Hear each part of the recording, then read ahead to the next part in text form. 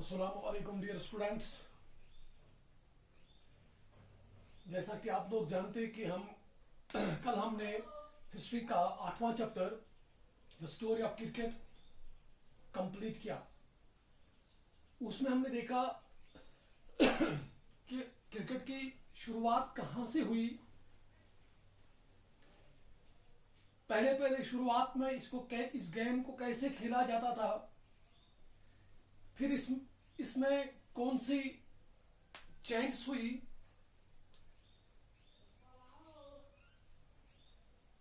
International cricket कब से वजूद में आई, टेस्ट क्रिकेट कब से शुरू हुई और फिर वनडे इंटरनेशनल क्रिकेट कब से शुरू हुई। ये सारा कुछ हमने उसी चैप्टर में पढ़ लिया। तो आज हम डेमोक्रेटिक पॉलिटिक्स का एक चैप्टर जिसका टाइटल वर्किंग ऑफ इंस्टीट्यूशंस है, वो हम आज पढ़ने जा रहे हैं। जहां तक इंडिया की बात है, India is a federal country. Federal means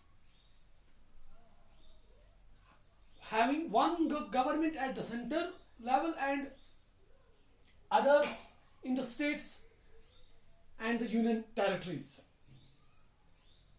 सीधे आप यूं समझ लीजिए कि जैसे हमारे यहाँ पे सेंटर में एक गवर्नमेंट काम कर रही है और स्टेट्स में अलग अलग गवर्नमेंट्स काम कर रही है और फिर यूनियन टेरिटरीज में अलग अलग गवर्नमेंट्स काम कर रही है, तो इसी को फेडरल सिस्टम कहते हैं।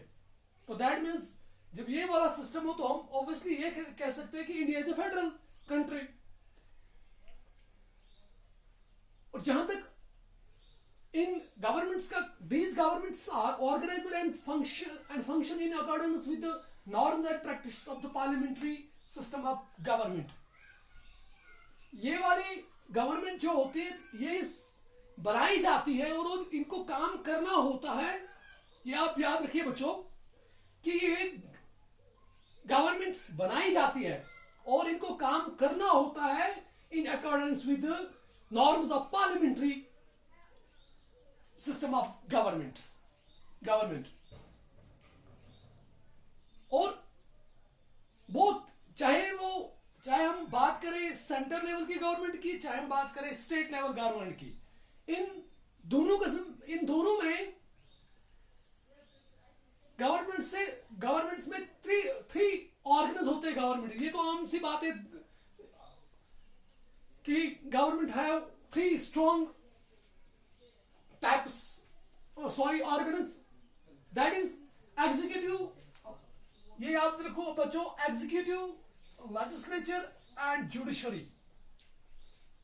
अब इन तीनों का अलग अलग काम होता है। जैसे अगर मैं बात करूं लेजिस्लेचर की, तो the main task of the legislature is to formulate laws, and the second one which is executive, its main task is to execute all those laws formulated by the legislature.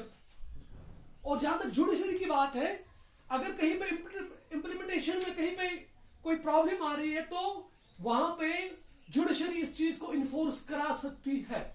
तो ये है तीन main functions, three organ of the government के। तो इसके बाद the union executive which is the executive at the center consists of, union executive जो होती है वो जो कि सेंटर में होती है, उसमें आप याद रखिए कि उसमें कौन कौन से अफराद होते हैं।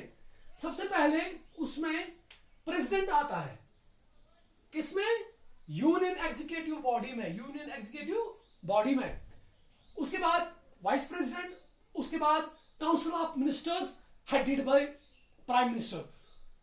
अब इसमें आप समझिए तीन होते हैं, एक तो प्रेसिडेंट, दूसरा vice president, council of ministers headed by prime minister. हाँ, तो जहां तक अब प्रेसिडेंट की बात है, इंडिया में president is having the highest executive authority. ये बात आप जहन में रखिए कि in India president is having the highest authority in case of executive affairs. all the executive powers of the union have been vested in him by our constitution. ये तो obviously बात है, इसमें जो भी एग्जीक्यूटिव पावर्स जो है ये किसके हाथ में होते हैं, ये किस चेयर के अंडर में होते हैं, वो प्रेसिडेंट ऑफ इंडिया के. जैसे कि ये all these laws have been formulated, have been inserted in our constitution. That means इसको पावर, ये सारे executive powers president of India को कहां से मिले हैं? They have been granted by the Indian Constitution. तो इस तरह से हमें ये पता चला कि इंडिया जो है ये एक फेडरल गवर्नमेंट है, फेडरल कंट्री है. इसमें 2 sets of governments works at 2 different levels, one at the center level, another at the state level or in union territories. तो इसमें आप गवर्नमेंट में हमने और 3 इंपॉर्टेंट ऑर्गन्स को पढ़ा, जिसमें लेजिस्लेचर, एग्जीक्यूटिव और जुडिशरी. तो इनके 3 अलग अलग फंक्शंस है, वो भी हमने देखा. और उसके साथ साथ हमने ये भी देखा कि हाईएस्ट एग्जीक्यूटिव पावर्स किसके हाथ में होते हैं और ये पावर्स कहां से इनको मिले हैं. तो इस तरह से आज के लिए हम यहीं पे कंक्लूड करते हैं. कल हम इस टॉपिक को और आगे लेके चलेंगे. तब तक के लिए खुदा हाफिज.